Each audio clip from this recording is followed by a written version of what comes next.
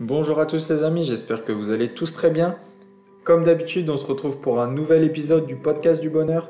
La seule différence, c'est qu'aujourd'hui, ça sera un épisode un petit peu particulier, vu que j'ai décidé de mettre en place, comme la semaine dernière, un challenge ou du moins des actions que j'aimerais qu'on mette tous en place, vous, vos proches et toute la communauté de Soif de Joie, pour qu'on essaye d'avoir une journée plus positive que d'habitude et qu'on se challenge un petit peu pour sortir de notre zone de confort et pour vivre un peu plus d'événements positif.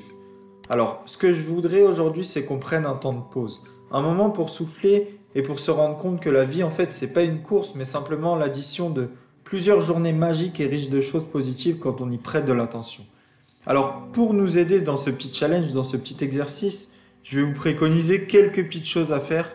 Vous choisissez de les faire ou pas, c'est vous qui décidez. C'est simplement des idées pour vous aider à sortir de votre zone de confort et à ressentir plus d'émotions positives.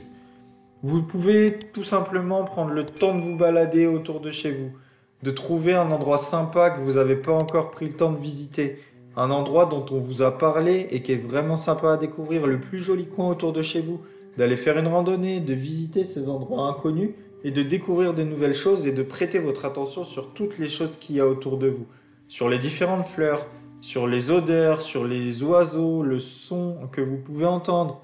Essayez de ressentir un maximum de sensations et de vous retrouver seul avec vous-même. De prendre le temps de voir la beauté de la nature. Je suis sûr qu'il y a encore des endroits magiques aux alentours de là où tu habites que tu n'as toujours pas pris le temps de visiter.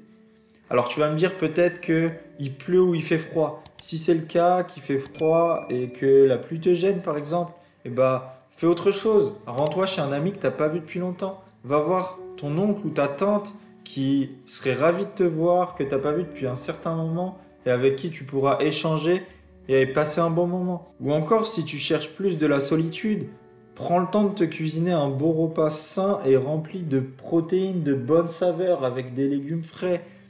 Il y a énormément d'activités possibles. La seule chose que je veux, c'est qu'aujourd'hui on prenne le temps d'apprécier les choses simples. Une balade, voir des amis proches, voir de la famille, se faire un bon repas. Ces choses qu'on fait peut-être machinalement sans s'en rendre compte. Mais là, je veux qu'on prenne le temps de savourer ces petites choses qui peuvent nous faire du bien et ces choses qui sont essentielles au bon fonctionnement de nos vies. Les possibilités, encore une fois, sont énormes. La vie, c'est un ensemble de petites choses simples qui font un grand bonheur. Et je le répète encore une fois car c'est le but final de ce challenge. De comprendre que les possibilités sont énormes, mais que la vie, c'est un ensemble de petites choses simples qui font un grand bonheur. Voilà les amis, c'est la fin de ce podcast et de ce challenge que je vous propose aujourd'hui. N'hésitez pas à me dire ce que vous avez fait comme activité dans les commentaires.